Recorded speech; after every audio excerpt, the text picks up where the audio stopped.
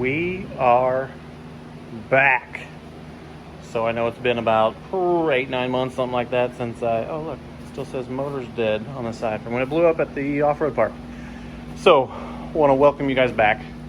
If you're new to the channel, we do kind of stupid things with new trucks. Right now, this is the current situation. So my 3.5 that came in the truck blew up in Tennessee.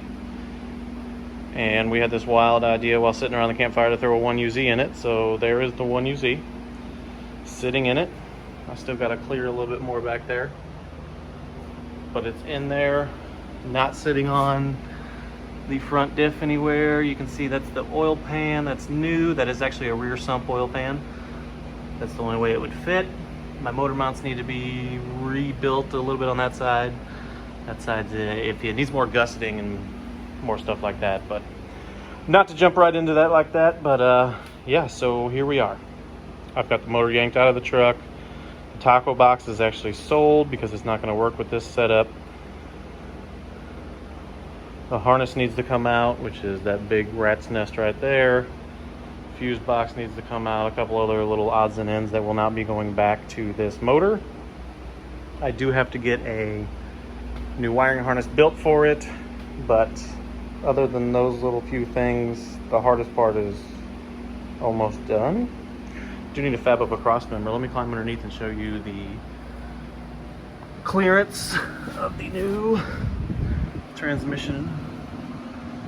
So you can see, just for judgment, that hole up there is the old taco box shifter hole, so I'll have to patch that. But that's where it sits. You can see the oil pan now clears, if I can zoom in. It used to not even come down. It was 8 more inches that we needed to get down.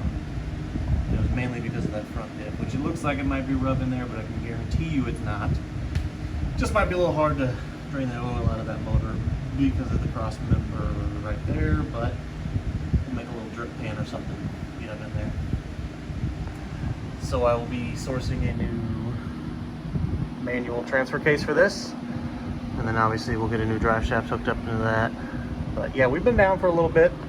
I've been working on it here and there, but there's been a lot of things that I've had to do, being that I'm working on my own business, and getting parts for this is not easy. Luckily I've had a shop that has been helping me, but it has been a mess. By no means is this motor easy to pull out of the engine bay. It took just about everything to get it out of there. Obviously you can see we cut the core support off of there, but we'll just tack that back in there.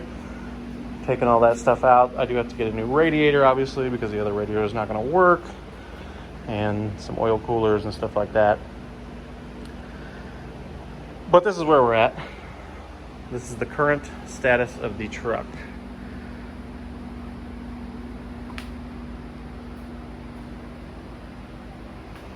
And just to hop over, this thing's still going strong. Thing I built a while back. The bed has seen lots of trails and there's no damage. It's still straight as can be. Tailgate still works really well.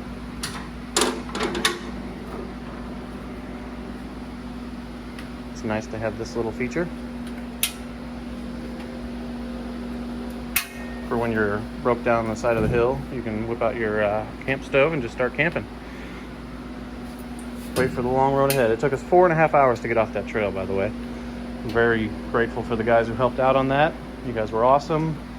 They didn't even seem to mind it. Wish I could have paid them some more money, but they didn't want it. So here we are.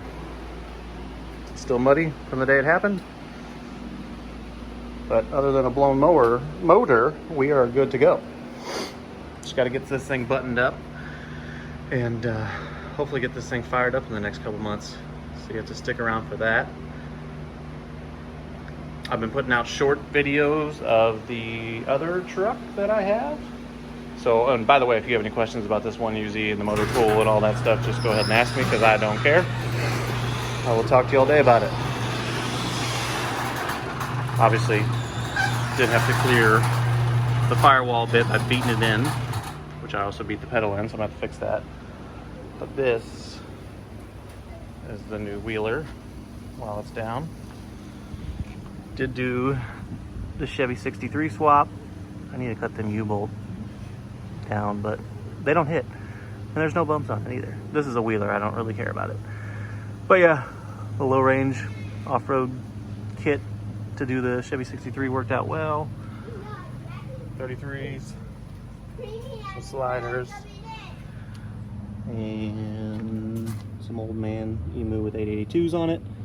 Help get it back to the lift, because when you do the Chevy 63 swap, it is way up in the air in the back and nothing lines up. So there we are, short little update. I'll post some more videos here soon when I can get some time to actually work on the truck. I do have to pull the whole dash apart to get this wiring harness out of here and get this thing cleaned up and get it ready for the new harness that goes in. So that'll be interesting, because this thing does not look easy to take out, but we'll figure it out, just like we always do. Hope you guys enjoyed the update. Not much to it. I'll throw some wheeling clips in here for you so you can see some stuff. My crack in my windshield has gotten bigger.